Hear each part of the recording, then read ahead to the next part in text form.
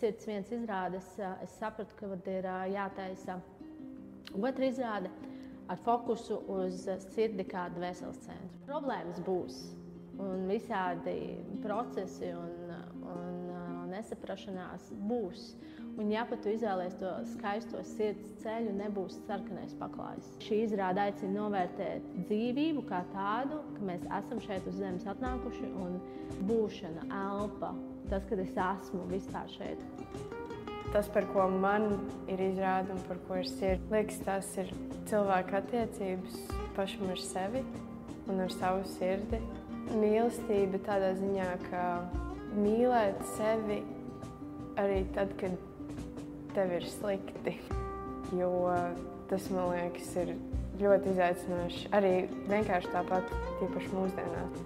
Pieiet varbūt sev vieglāk, vai arī, piemēram, es esmu mīlestības vērts. Tas ir tas, ka jā, ir grūti, bet ir labi. Tā kā tas tāpat atgriežas pie tā, ko saka Linda, tad tas vairāk no tā dvēseliskuma, ka tas ir par cilvēkiem, izrāda par to, kā būt cilvēkam.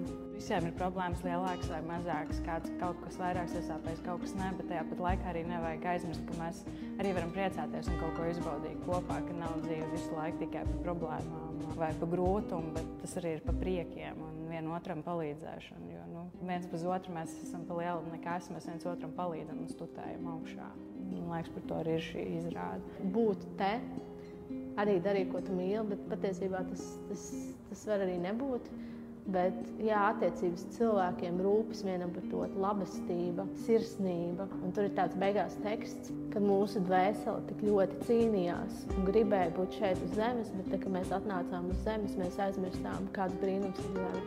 Ko lai novēl skatītājiem? Es noteikti novēlētu izbaudīt.